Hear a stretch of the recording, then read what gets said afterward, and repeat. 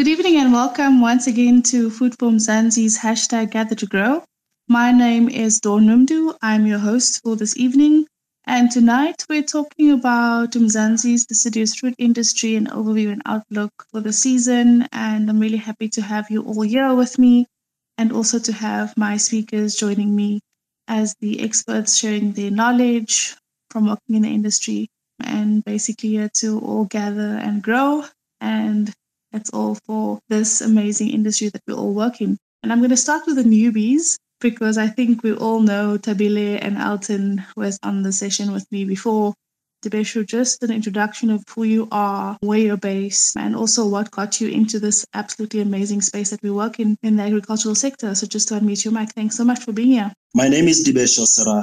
I come from Leboa town of Limpopo province. I'm an industrial engineer by qualification, and I have experience in production and operations management that started in manufacturing space and it went all the way into corporate.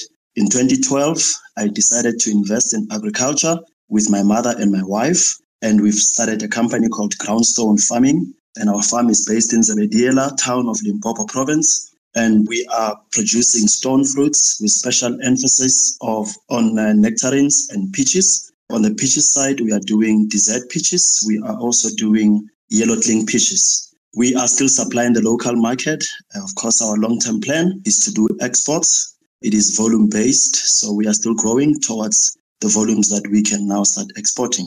What made me decide to go into agriculture is mainly because of the fact that it is the future. It is one of the few industries that have always been and will always be. And we've decided to invest in fruits because the climate in the area where we are based, having done extensive scientific research, the climate was favorable for the stone fruits, as well as availability of water and the quality of water, as well as the quality of soils. As part of the scientific research that we've done, we've also done research on the plant selection, cultivar selection, as well as rootstocks in terms of also irrigation systems that are suitable for the production of stone fruits. Thank you so much for being here and for sharing your knowledge. It's such an amazing journey that you've been on, and everything of the best with penetrating those export markets. Hopefully in this space, you'll be able to maybe make the right connections to be able to do that very soon. So all the best to you as well. Alton Grieve. Alton is, of course, Trade and Engagement Manager at Dredge. Alton, welcome to the space once again. It's so great to have you back with me. Just for those who may not know who you are, a bit about yourself and more about the work that you do. My name's Alton Grieve. I've been in agriculture for 26 years. Spent time in government, Department of Agriculture and Rural Development and Land Reform. Since 2017, I've been in the private sector doing consultancy work and now in the export game. We're basically a company that does exports to 60 countries around the world and focusing on South African fruit specifically, but also looking at how we can grow our emerging farmers and South African farmers in general in terms of exports. So yeah, that's my background. Thank you so much, Alton, and it's always great to have you in the space with me. I think you have so much to share and so much to contribute. So thank you so much for also just bringing your knowledge into the space.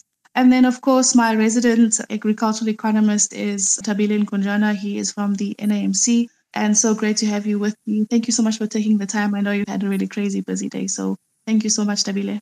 I'm Tabile Nkunjana. I am an agricultural economist with the National Agricultural Smuggling Council.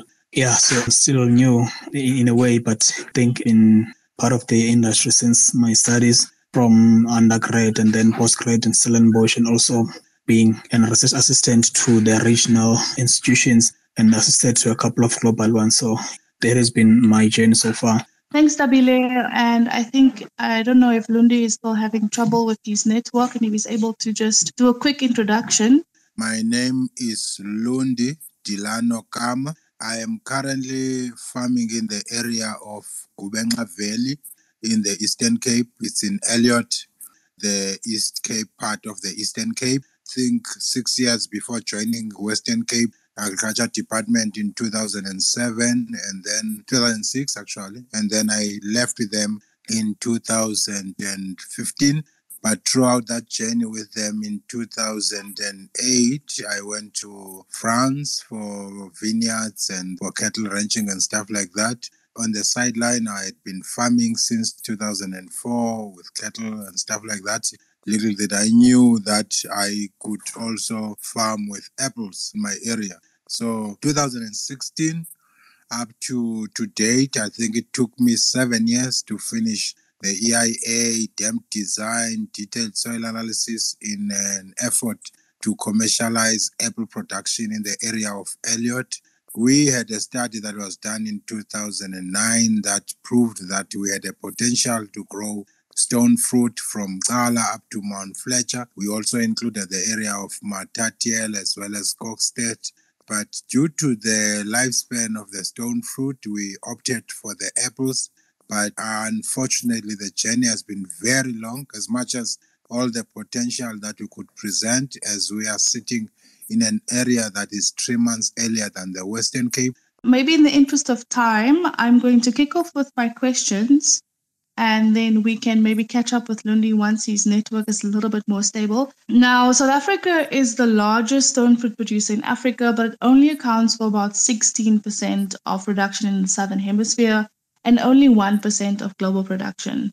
We do produce exceptional quality fruits, and of course, it's in high demand, especially in Europe and the United Kingdom. Let's kick off with an overview of Mzansi's stone fruit industry. Alton, I'm going to ask you to take this one and then also maybe get some insights from Tabile as a start, just to set the scene, and then Debisha, also just your take as a producer as well. Alton, the floor is yours. You're quite correct. South Africa is one of the stone fruit and palm fruit producers. I think we are quite a good worldwide competitor in terms of production and quality and market space. We have seen good growth in terms of the stone fruit and palm fruit. And I think there's a lot of focus previous years on volumes rather than quality. And I think the emphasis has now shifted towards more quality fruit rather than quantity. And we've seen a lot of demand coming out of the Middle East region, out of the UK and EU, especially for stone fruit. We've seen a lot of demand for apricots, peaches, nectarines, and plums. This year, bigger demand for cherries, which is also quite a sought-after South African produced fruit. And then, of course, in terms of our palm fruit, we've seen a major shift in terms of demand from the Asian bloc, specifically Vietnam, China, and India. So South Africa fruit, basically on its quality, is one of the top contenders. Yeah, we do compete with countries like Peru, Poland, and these other regions that are also massive in stone fruit and palm fruit. But what does give us the edge is our quality. And it's good to see that a lot of producers have shifted to more quality rather than quantity, especially as we see, market challenges. We have challenges of our own at home. But in general, South Africa's stone fruit and palm fruit industry is very strong.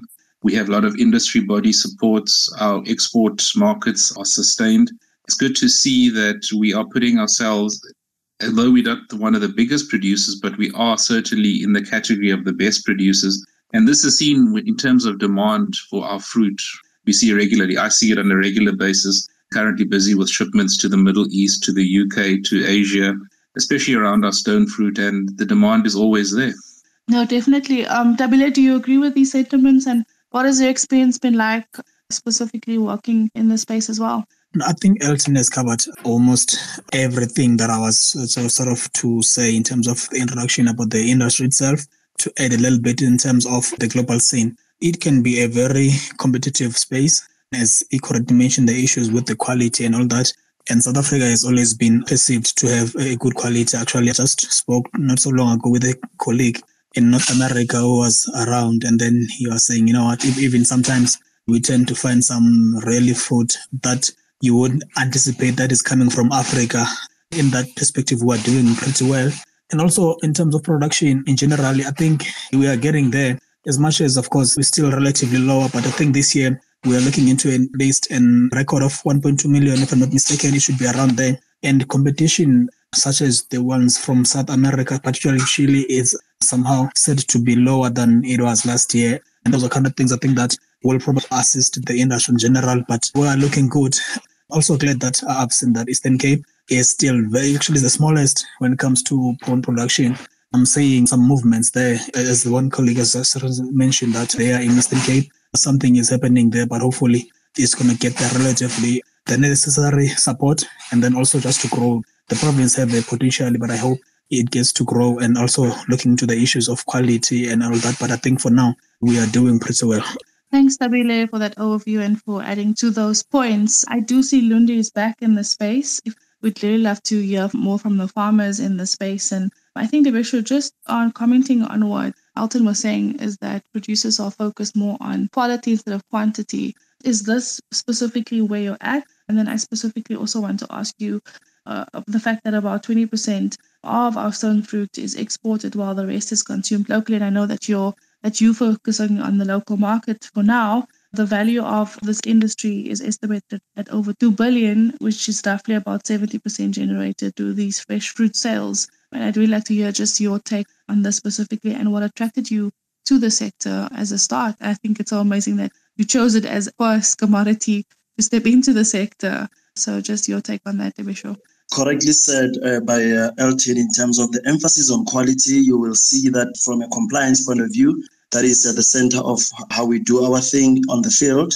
A global gap is something that is very important for the farmers in terms of ensuring that we give consideration to the environment, as well as CISA compliance that gives consideration to the ethical treatment of employees, as well as labor law compliance. So that talks to making sure that we are having quality at the center of our operations as compared to what it used to be the case before, where volumes were at the center of it. In terms of the dynamics of exports versus local, yes, like I said earlier on, we do not export yet. We're still supplying our stock locally, and I think there is a huge opportunity locally for beginners like myself in terms of, if you look at the total area that is planted for stone fruits, something like 18,000 hectares, 50% of it is, more or less 50% of it is sold as fresh. About another 50% is sold as processed, and in the processing, you are looking at canning in the majority of it, and then you've got some dried fruit. As a whole, there's an opportunity in the entire value chain, and not only at the production level. Value chain, I'm referring to agro-processing as well as participation on the marketing side of things. When you talk about exports, yes, I know that the European market as well as the UK has predominantly been the main market for South African stone fruit. There is now the Asian market and the Middle East, Far East and Middle East, that it is growing as a market. However, there is also an opportunity still within the African market, and specifically the island countries of Africa, where I think our stone fruits could be sent to. So if there's an opportunity for other players to play within the value chain, is on the marketing side in terms of exploiting these markets that I've just mentioned. I think in a nutshell, that is just my submission, unless if there's any other particular question that I need to deal with. No, that's good. I think you've given us a clear idea of where you're at and your take as a producer. I see Lundi is here. Lundi, talk about where you're positioned as a producer and how that sets you apart from other provinces. But while you're connecting, I maybe like to say that, this fruit is produced in all 9 provinces in South Africa, but primary production is in the Western Cape, where the climate is favorable for stone fruit production. Tabile or Alton, maybe the two of you could take this one to talk more around what the breakdown is per province and where farmers should maybe be considering producing the specific commodity, and they may not even know about it. I was hoping that Elton was going to get in, but Elton, I think I've seen your mic. You can go ahead and then I'll follow you if there's anything that I can add. Cool. No problem. Western Cape is the leading producer in terms of stone and palm fruit. It's more to do with your climatic areas, your environmental areas, taking into consideration the growth processes within both fruit categories. What we're currently seeing is that the Free State area is actually picking up in terms of apple production, and then areas in the Eastern Cape. But taking into consideration the climatic conditions that require optimum growth, but also a lot of times in fruit, we miss the point that hibernation in fruit is also a very important part. So the winters and the seasons and the climatic changes in various regions actually dictate how your production unfolds. If you look at the area that some farmers are in the Eastern Cape, it's very similar to the Western Cape patterns of environmental conditions, weather, rain, heat, cold. You also need specific cold units in order to produce effectively in terms of apples specifically. So the Western Cape and the Eastern Cape, and especially Free State, have the better cold units compared to the Limpopo, Northern Cape regions and KZN. The spread is a bit biased towards the Western Cape, but it's good to see that some areas are trying it. Obviously, different varieties attach different quality aspects to environmental conditions. But it is good to see that the Eastern Cape is coming up in terms of production, and especially the Free State as well. But obviously Western Cape has the other advantage of being closer to ports. The Eastern Cape guys, the Free State guys have to travel up to Durban or Cape Town. So that does also have an impact in terms of production region. But yeah, your biggest is environmental, and logistics does play some kind of role in it. But your environmental aspect is the most important one. But then if you look at the Western Cape, you have different regions in it. Ceres, the Villiers-Dorp area, your Longkloof, those regions bordering both Eastern Cape and Western Cape. Those areas are very good in terms of apples. Free State, you're looking at Clarence, that area, the Maluti area. Again, cold units play a major role in that. Thanks, Alton. Tabile, your take, and maybe I would like to stop for a moment and talk about some of the challenges as well when it comes to the exporting and then also local markets. But Tabile and then Debesh. So I'm not sure if I should maybe also move forward to the comment I just made about the challenges to export and all that, or perhaps I should just address the first question. Elton mentioned something that I think even for myself when I was introducing a bit of what I know about the industry, in terms of the issues with the support, particularly with the Eastern Cape, I've mentioned that specifically because there has been part of master plan. There is a lot that has been said in terms of our production in general in the agricultural space. And Eastern Cape is one of the provinces that is looked into in terms of production, not necessarily within livestock, which is something that tends to be focused on it, given that it is suitable for that, generally because of the topographies, the geographical areas and all that.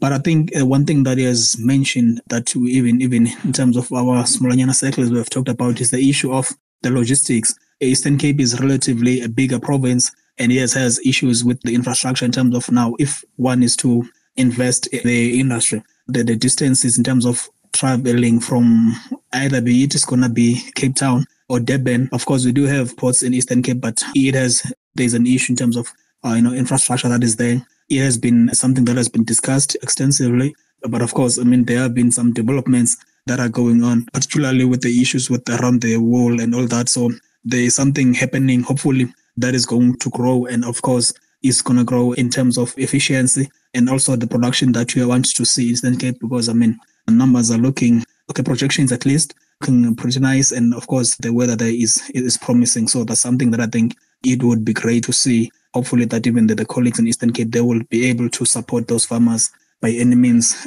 also just to assist them in any how that they can. As far as the export is concerned, South Africa, for an example, if we talk of apples, we have had I think 6%, 7%, somewhere there it can be a little bit lower, maybe around 5%. That is going around to Russia, for an example. Even other fruits in general, seen a number of our products going to that country. At the moment, it is actually a situation that I've seen that there's going to be probably around 500 tons of fruit that might be going that side just because of the current issue. Fruit is not necessarily something that one requires to survive. So it's going to be important that South Africa will probably have to look into that, specifically in terms of a market as destination. But hopefully things will improve. The country is going through some issues, as we all know. So those are things that I think probably have to be looked into. But I think for now, at least, the likes of Asia, Middle East, there's a bit of promise there. The department guys, they've talked a couple of times about expanding the market to the Asian side of the world. So as much as those talks, sometimes they will be stopped temporarily. It is looking good, I can say it. But of course, we need to understand that these things, they take time. Government to government kind of a thing. It doesn't happen over a week. It's looking good. Hopefully for the guys, even the ones that are currently on local market, they can grow into that because there is a potential to it. There is a growth. Of course, we're going to have issues, but I think that's it for now. I'm not going to get into details about the distribution. I think Elton has mentioned that which continent, that we are selling our products into. That will be it for now. I will add where there's a need. Thanks, Tabile. And I'd maybe like to hear from our producer as well. Debesh, just your take on it, specifically some of the issues that you've had in your province, but also working or understanding what's happening with other farmers in other provinces. To kick off maybe with some of the opportunities that we have up in Limpopo, Elton spoke about the cold units that our province here, and except for the Western Cape and the Eastern Cape. In terms of the chill units, we've got low chill units here, meaning our winters are not as cold as the winters down in the Cape. However, there is an opportunity for us there because, the cultivar developers continuously innovating and they are continuously developing cultivars that are suitable for environment, for an area like ours here. So there's an opportunity there. And also looking at the amount of produce that gets to be sent, of the produce that gets to be sold locally, an overwhelming majority, something like 80%, is being sent to Gauteng municipal markets. So that, from a proximity point of view, Limpopo province has got an advantage there. So I think there's an opportunity from the point of view. In terms of challenges that currently being faced at the farm level, at least for a producer, you're looking at issues relating to capital raising. Production of stone fruits or deciduous fruits is capital intensive. So at a capex level, you're looking at establishment costs of an orchard. You're looking at something in the region of 400,000 to 500,000. If you are developed per hectare, that is, if you are developing an orchard that is going to be under crop protection nets. And at an OPEX level, there's also expenses there that you're going to have to incur up to a point where you harvest. It would be advisable for farmers to consider planting high-density planting, meaning putting a lot of trees in a hectare so that you get into production quickly, because the way in which you train the trees, you do not allow them to grow big. You start picking fruit by the second year, you start picking fruit. However, from when you plant up to when you harvest, there are expenses there that you're going to incur.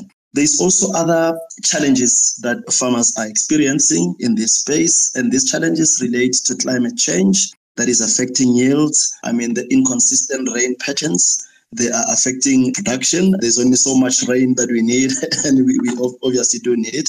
There's also a challenge that is recently cropped up with regards to availability of government services, and I'm talking specifically to energy. The ongoing load shedding is really presenting a production challenge for farmers because we are not able to irrigate the way in which we're supposed to, especially during production times. So those are some of the challenges that farmers are facing. However, at an industry level, there are challenges that I think industry bodies such as HotGrow and other industry structures to focus on now, and that is to collaborate with the government for the sake of improvement of these services, availability of water, availability of electricity, as well as the infrastructure at the ports. I mean, for the people that are exporting. If you look at what is happening down in the Western Cape at Cape Town Port, I see recently they've introduced one extra crane. They used to have 8 cranes, now they've got 9 cranes, and that is a step in the right direction. And I think we need a lot more of that happening, not only in the Cape Town, but also in PE as well as Durban, because those are our ports from where we export. So those, just at a high level, are some of the challenges that are being faced.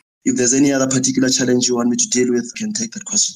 Thanks so much for giving us that very detailed overview. And I think maybe for the farmers in the space, considering this commodity, your breakdown of, some of the realness of what actually goes into it, and especially the costing, is very important to share.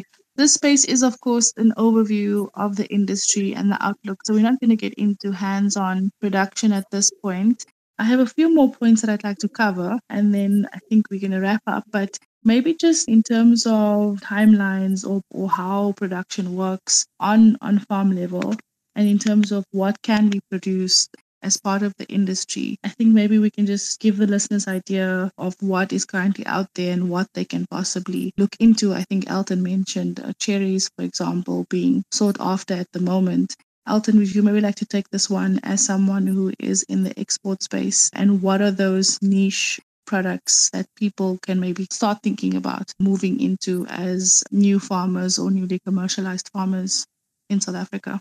It is actually quite an interesting topic in the sense of where the demand lies. Cherries and lychees, for some other reason this year, there's a big demand for it. Last year, not so much. But again, cherries are specialist operational aspect in terms of farming and require specialist treatment. It is a niche market, but very competitive. You have very big producers that have a big market share. So yeah, cherries, there's different uses for it, the international market, local market, confectionaries, etc. So I would say, yeah, cherries is a good option, but caution, it is a difficult product to handle. Lychees, a little bit easier, bigger market share internationally, but again, a niche market. You got to have specific markets like the UK and some of the European countries that focus more on it. Then in general, the stone fruit, we see a big demand for nectarines. I think it's an easier traveler, not as easy as is, but it is an easier travel than, in terms of travel, is your export time across to markets. Your peaches and plums are more susceptible to damage in transit, so they're a little bit more difficult to handle. So if I was to say that looking at your stone fruit, those that are easier to travel in terms of sea freight, you're looking at your plums to an extent. But I would say that in terms of your more sensitive cargo, like your peaches, your cherries, we prefer to do air freight, which brings its own challenges in terms of pricing. As we all know, air freighting is a bit difficult. But it also comes down again to your on-farm activities in terms of packing, grading, sorting, handling. Some stone fruit elements are very sensitive in that process, so you need additional precautions in terms of labor, managing that. Stone fruit is a very competitive market. It's not an easy market to enter into, and again, also labor intensive. You have a very good and set stone fruit market, both locally and internationally. So for upcoming farmers, I would look more towards the niche market in the local industry and then moving on to export. Export can be capital intensive, and if it does go wrong, it's a very difficult one to recover from. But there's definitely a big demand for South Africa's more specialist fruit like your cherries and your lychees. We in the process now of exporting cherries and lychees to Turkey and Europe, and then maybe looking at China as well. Thanks, Elton. And I think maybe if we can just also touch on, Devisha mentioned that there are other avenues along the agricultural value chain, not just on farm level, that could also be explored. Tabile, maybe you can just unpack this a little bit for us and where you've seen specific areas where people can consider entering in this specific space. When one look into the issue of the value chain in general in South Africa, I would say we are still a bit behind because it's a relatively intensive kind of a thing. It requires some serious capital to invest in processing. That's why, in fact, even in Africa, when I make an example about citrus, we are leading by margins in processing. But even if one is to look in South Africa in general, we are still a very small sector that one can look into in terms of processing. And that is, of course, it has to do with the capital that it requires. That is even more so fruit, and in general, we will require some serious monies for one to get into that. I think for now, what is important, I think, especially for the guys that are getting into the industry, is just to look into the cultivars that I think for now are more in demand. Because if one also is to enter into processing, for an example, there are cultivars that are specific for that. And that's one of the reasons that South Africa is stagnant in terms of increasing our production in processing in general, even for citrus. So when one wants to get into those things, it's important that one looks into the cultivars that are dominate in a specific area. And then, of course, there's going to be a bit of research in that. And that's something I think for now, even the state should be looking into in terms of trying to capitalize on processing. Because look at the issue that we're having now with the citrus. We have tons of products that have been thrown away this year because of the issue that we have with EU. So I think that is something that is going to grow. We are seeing a trend globally, and South Africa is intertwined with the global market. So anything that is happening there is going to be important that we follow in that. And this, of course, it has to do with pesticides that are being used, the type of production that is being implemented in terms of producing that thing. All those aspects need to be put into place. That's why I'm saying, I think for the folks that are getting into the space for now, it would be, at least the good thing would be just get into the production, getting the right cultivars. And then when you are growing as an individual, of course, the more you do stuff, the more opportunities you see, and then you grow. I think that they're going to be in a position to expand into the value chain. Otherwise, the value chain within the fruit industry in general, I think, is something that requires some very serious investment. But it's not impossible. But of course, it requires time, and most importantly, it requires money. I'll stop there for now, but I think probably Elton can add a bit around that. Thanks, Abile. I think maybe between Elton and Devisha, whoever would maybe like to talk about the opportunities that they've seen in the space that they're working in. Devisha, maybe you can kick off for us. Opportunities exist in the entire value chain, and I appreciate the comments from my fellow panelists. However, I still think there is opportunity downstream the value chain, especially because there's opportunity to raise funding downstream the value chain. It is a bit challenging to raise capital for primary production. A lot of funders tend to sort of shy away from capitalizing a project that is still brownfields. There is opportunity there, but you're going to have issues of capital raising. So for anyone who's going to want to go into the space, particularly at the production level, primary production, there's going to be a need for scientific research in terms of the suitability of the soils. You're going to have to do soil profiling and soil analysis, check the climate as well as the water, and also do research in terms of what rootstocks will be suitable for the type of soils that you have. And as you start, make sure that you've got a very good team around you, particularly agronomists, because you need to develop a very solid integrated pest management strategy. Because in this space, we deal on a daily basis with pests. And if you are not going to pay attention to the reality of the threat of pests, I think you will be in for a high jump. Thanks so much. Alton, just your comment on the specific question, and then I was hoping, and I think time does allow us to touch on it a little bit, to also speak about the deciduous fruit industry and its connection to the beekeeping industry. Alton, maybe you can just respond to that question, and then I'll give Tabile a chance as well. Thanks. The agro-processing segment of stone and palm fruit is a difficult one. We've seen in the last few months the challenges that cropped up with the Ashton cannery in the Western Cape and how that affected producers down the line.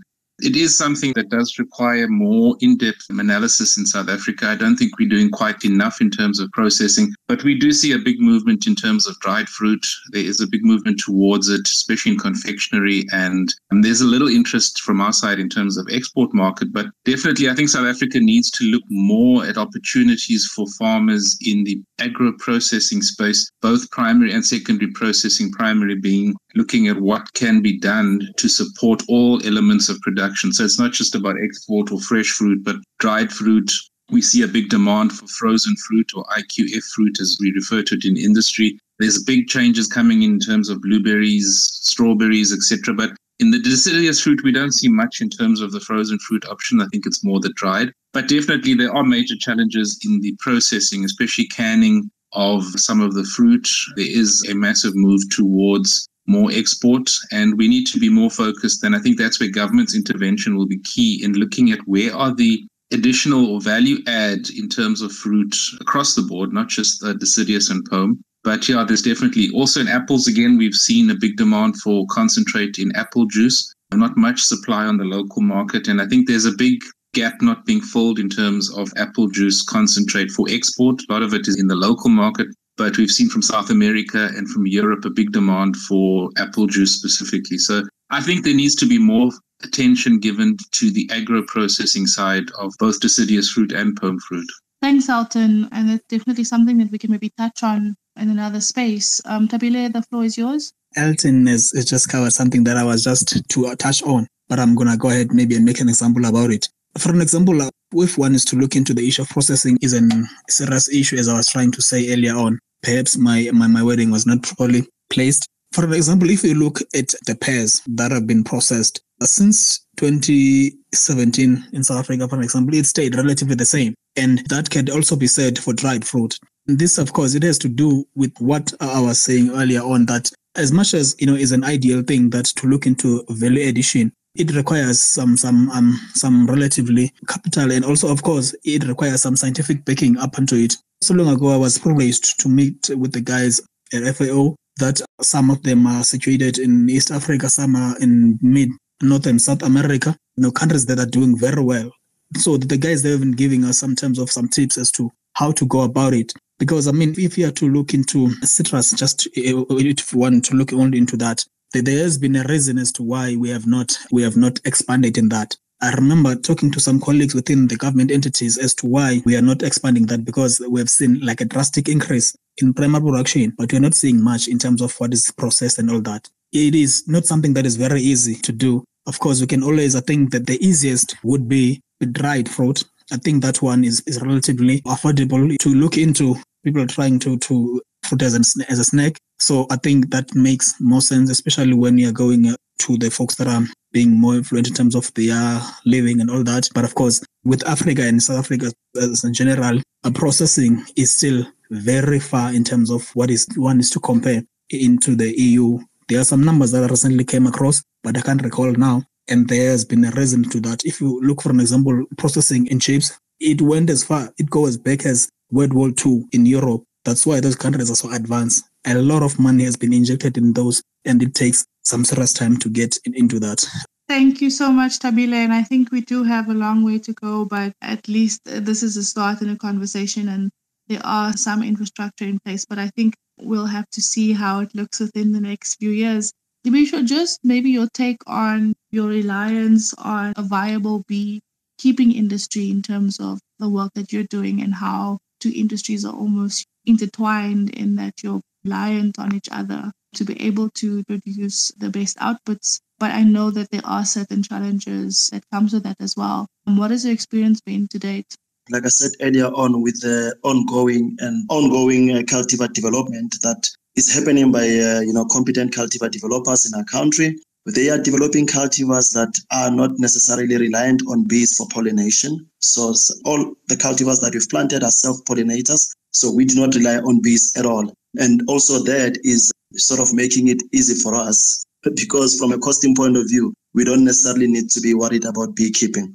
For the guys that are keeping bees, I can imagine it's a bit tricky, especially when it comes to application of chemicals, because you need to be extremely careful to not hamper with the natural habitat, including the bees. But for us, we are planting self-pollinating cultivars. We do not rely on bees at all. Thanks so much for that take. And then as we wrap up, I'd maybe like to focus more on the 2022-2023 season after having a very disappointing 2021 and 2022 season, in terms of stone fruit growers and exporters. They're now looking forward to this new season.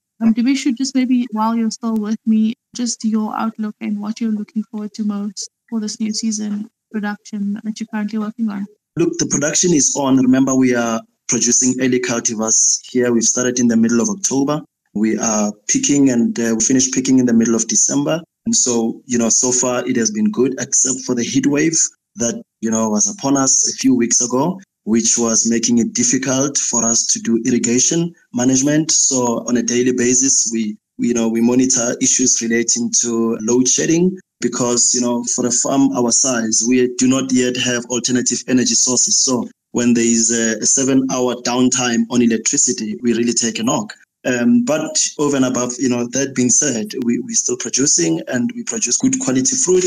And fortunate for us, we have got guaranteed offtakes with one of the leading African retailers. Some of the stock that is not of a standard that is required by our main customer is sent to the municipal markets in Pretoria and Johannesburg, and some of it we send it to Polokwane. So far the season is looking good, and we're looking forward to planting more and more trees. Our focus is going to be more on nectarines and yellow clings, because with yellow clings, the advantage is that we have got Plan B in terms of the local market, as in the local hawkers, as compared to dessert fruits. So we are going to be scaling down on desserts and scaling up on yellow clings, as well as nectarines. So the season is looking good so far, and the future is looking bright for us. And I'd really like to encourage the listeners that would like to go into Deciduous to not be afraid and take that step. Start small, invest, and things are going to turn out well. The biggest cost item in the establishment of an orchard is the nets. You do not necessarily have to begin with it, or you do not necessarily have to want to have the nets before you plant. You can go ahead and plant an open field, and with time, you cover your field with nets. So it is a lucrative space. Thank you so much. I think I was about to just think about or ask you, why were you so brave enough to stick this on as your first commodity? But I think you've answered that beautifully. Sabile, just your take on the outlook as an agricultural economist, and then I'll give the last word to Alton. I'm sharing the same sentiments with the gentleman that just spoke. The future looks good for the industry in general, just as yours. But I think, of course, at the moment we have seen a bigger shift and even in other countries, especially our competition being Chile and Brazil and Argentina, New Zealand, and some. There is a shift from those countries, for example, moving from apples to berries, some moving from pears to other sort of high value kind of a crop.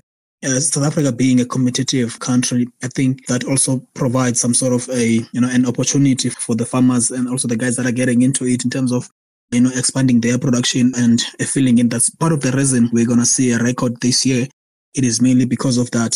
South Africa is seeing a bit of growth in this industry, which is something very commendable given the circumstances. Of course, we do have challenges, but I think we can weather those. We have always been a resilient country. So I would encourage farmers to look into it. It's relatively a good industry for one to get into. It doesn't happen per day or like overnight, but I think it's worth a while for one to get into it. Thanks so much, Tabile. And I actually see one of our listeners, Lesego, would you like to ask a question or contribute? We have about 2 minutes left. Are you going to do a follow-up on the agro-processing side in terms of the black suppliers or the black growers? I think I'd love to have a sense of how much capacity do they have. I'm busy with a transaction in the agro-processing, and I actually liked what Tabile and Elton said. Yeah, definitely. And then I'll probably, if possible, have their contact as well. I was just trying to look at. Yes, definitely, Lesego. If there's a need for it and if you're requesting it right now, I can create a space we talk more about the agro-processing of this. And I'm sure both Elton and Tabile will be happy to connect with you. So please do DM them directly.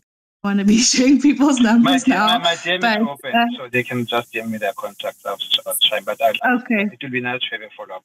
Okay, no, perfect. There'll definitely be a follow-up.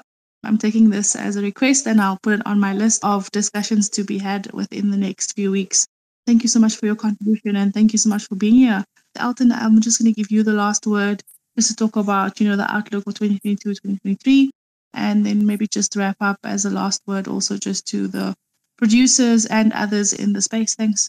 From our side, from the export perspective, we're seeing a very positive outlook for the South African fruit sector in general. For the deciduous and pome fruit, we're experiencing very strong growth, very strong demand for South African fruit.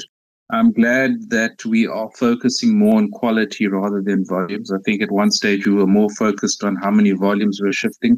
And the shift to quality is good because quality is what gets you the quality dollars. So I'm glad to see that. I'm glad to see strong growth despite the logistics challenges and other political and economic challenges that we face in South Africa. We are still a very strong producer market to contend with, and we've got a strong market share across the globe. We just need to build on it. From my perspective, I would like to see more emerging / black farmers entering the export market. I don't think we have enough in terms of that, and I would love to see more Black-owned brands entering our space in terms of exports. Not that I'm saying the others aren't there, but I would like to see some big Black-owned players in the export industry and share in the economic gains that are in the export world. And from a worldwide perspective, we are seeing massive demand. We can't keep up with apple and pear demands. We actually can't keep up with cherry, blueberries, peaches and nectarines, not so much because of the sensitivities. But definitely we are seeing a very strong growth. And I think there needs to be an emphasis, especially from government side and the private sector side, to create more Black-owned fruit brands in all elements of agriculture, from processing right up to export. And just to wrap up, I think it'll be a very positive season coming and forward to the next season next year as well. So yeah, it's a very positive outlook from our side.